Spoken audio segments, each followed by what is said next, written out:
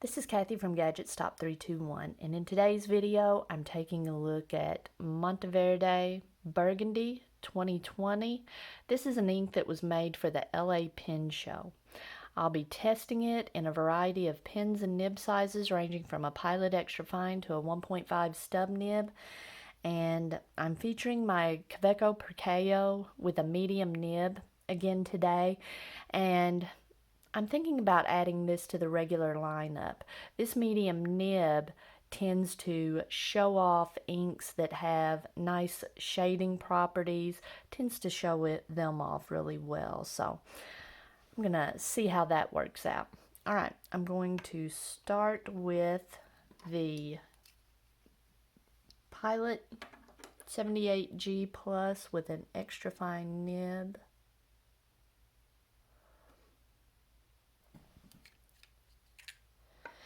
And I looked this ink up. Let me write this real quick. Oops.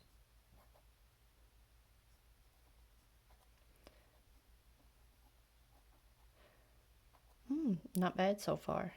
I looked this up, and because it's called burgundy, but it looks a little maroon to me. I think of burgundy having a purple tint to it. And the pictures online, it does look a little more, have a little purple to it. But this, my sample looks more maroon. I like it. Let me see. I'm going to put nice beside this. This was very usable. Not scratchy.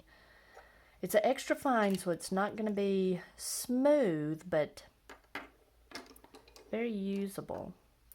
Next, I have my Prera with a fine nib.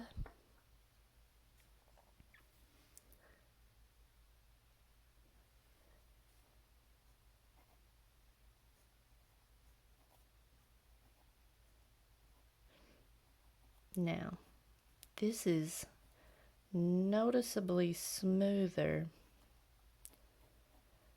Still not what I would call smooth, but it is nice.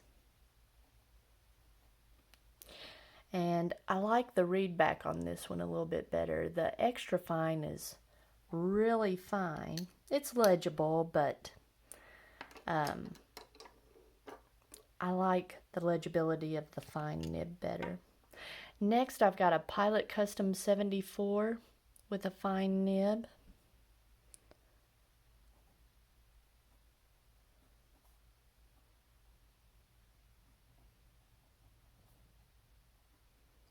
Now this is smooth.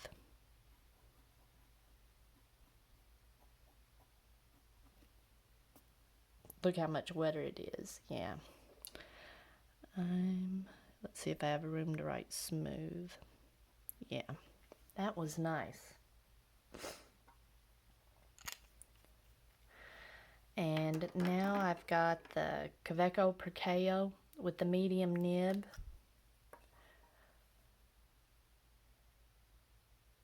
This has a very smooth nib.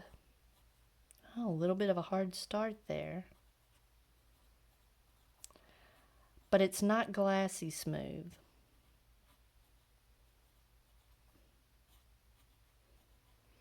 So when you have one of those inks that tends to feel dry on the paper, it really shows up. This was nice. I like that. A nice everyday writer, kind of throw in your purse type of pen. Okay, next I've got the, I've got the Pilot Metropolitan with the cursive medium nib.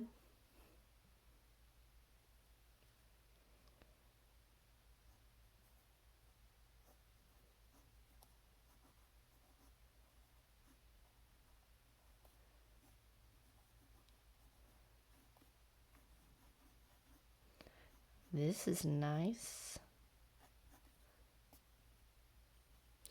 Decently wet. I think the Metropolitan seems like it's a little bit wetter than my Prera was my Prera that had the cursive medium nib. All right, now I've got a nib assigned singularity with a 0.6 stub nib.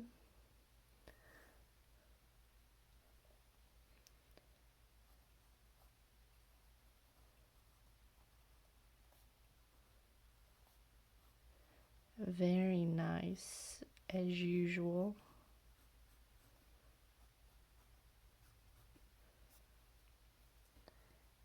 Puts down quite a bit of ink.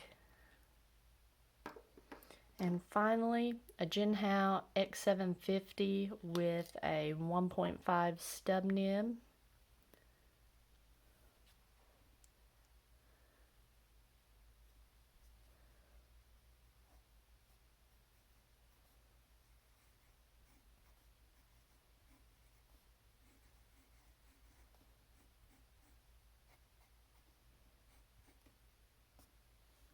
All right. Now, while I let that dry, I'll take a look at writing samples on some other papers. In my ARC notebook, this was nice. The ink, I always like it when my fountain pen ink tends to float on top of the paper for a little bit while it dries. I don't like it when it just soaks immediately into the paper, and you can tell by the ink smears that's what this ink did. It sat on top of the paper for a little while, and the extra fine was nice, and the Prera, the medium nib, now I marked it out, that was the Kaweco Perkeo. The medium nib, it was smooth. Really, this was nice in all the nibs. And I was surprised because, well, I shouldn't have been surprised since the ink was floating on top of the paper, didn't soak in so much. There wasn't hardly any bleed through, even on the 1.5 stub nib. And very little spread, like the edges of the letters don't look very jagged on these really wet writing samples. So that was nice. I was pleasantly surprised by that. Let me get this out of the way. And on the Rhodia paper, the Pilot Extra Fine, it wasn't, I wouldn't go so far as to say it was nice. It wasn't bad.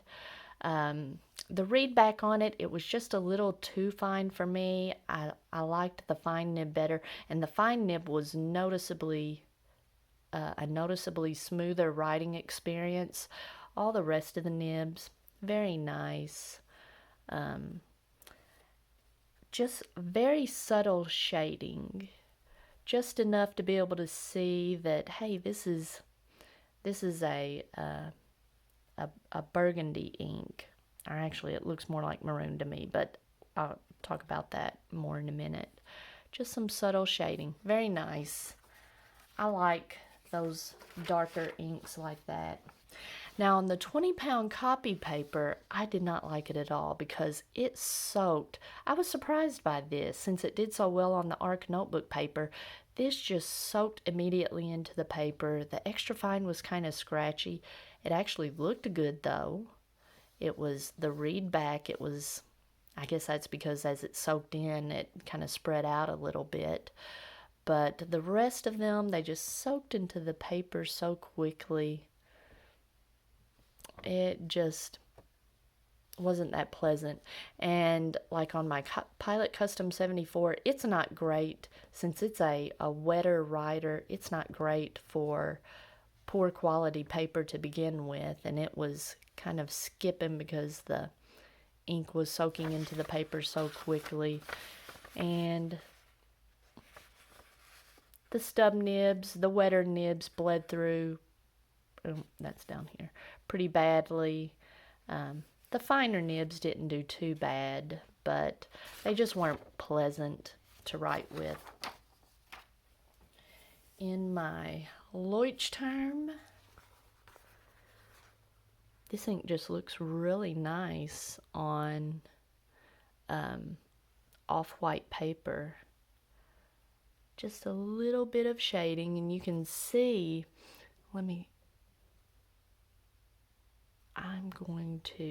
can see that's more maroon. There's not much purple to that. Let me go back to where I compared the reds. To me, Kuzu has a little more of a pinky purple to it. That looks more burgundy than the burgundy does. But I still like that. I like the saturation of that ink. Okay, let's see. I'm not seeing any sheen. There's just nice, subtle shading, starting with the Perceo. And on some papers, well, there's shading on the Custom 74, just the nature of how it writes. I like it. There's shading, but it doesn't get too pale. Even in the Metropolitan, I like that. Sometimes in the Metropolitan, it looks too pale on the paper. But I like this. All right. If you found this video helpful, please give me a thumbs up. And if you'd like to see more videos like this, please subscribe to my channel.